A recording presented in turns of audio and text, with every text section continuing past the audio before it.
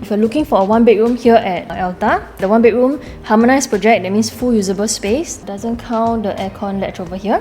This is a 1+ study. I wouldn't comment that much because right now a typical 1+ study layout for harmonized project sits around 484 all the way to 517 thereabout. So this is kind of good in between. I guess you still get the living dining area, you got a somewhat small dedicated dining area, and then a study with an aircon unit as well. So most of the people buying into one bedroom at Clementi. One bedroom Clementi, surprisingly, right, for a rental yield here. For one bedroom right now at Clement, because that's the closest one we can reference to. Because normally for old properties versus new properties, in terms of rental, there's always like a $2 to $3 kind of per square foot difference. So people are a bit more willing to pay for new because of facilities and all that. So that will help you in a draw for tenants in future. So one bedroom rental at Clement right now, we're talking about $3,400 to $3,700 per month. So today, if you buy a one bedroom at Clementi at average 2,004 PSF, your purchase price based on 506 square feet will be about 1.2 million. Quantum wise, it actually seems very reasonable, but what is better, right, to understand is if you can get a rental at 3,005, which is kind of in between where we are at right now for Clement, your rental is actually 3.45%. For you to get 3.45% in the OCR region, actually quite rare. So usually for OCR region, we look at more of our capital appreciation. CCR region, look at rental yield. This kind of rental yield you can probably get in the city as well.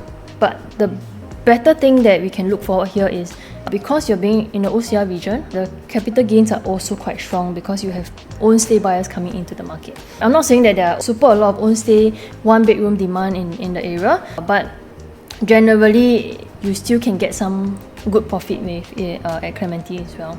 So next question is, if I buy low floor, high floor, does it make any difference in rental? So if we study a bit on Clement for one bedroom, the 4th floor rental at $3,600, 13th floor rental at $3,600, 27th floor rental at $100 more.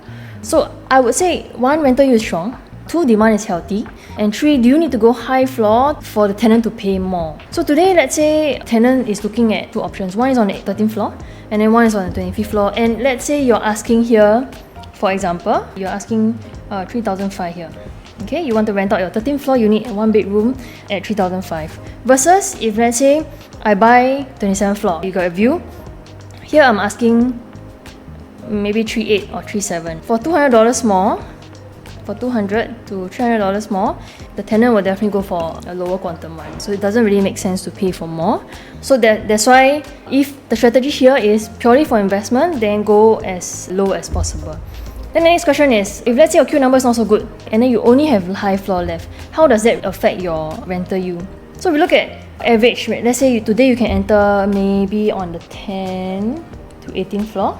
You enter at about 1.2 million. Your yield is about 3.45%, like what we calculated just now.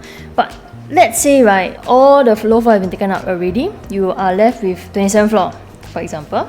If you enter at 2,007 per square foot, you're paying about 1.36 mil for one bedroom here. Your rental, maybe you can command a little bit more, just like $200 more, right? Which is what is proven in Clement today. Your rental yield is still around 3.25%.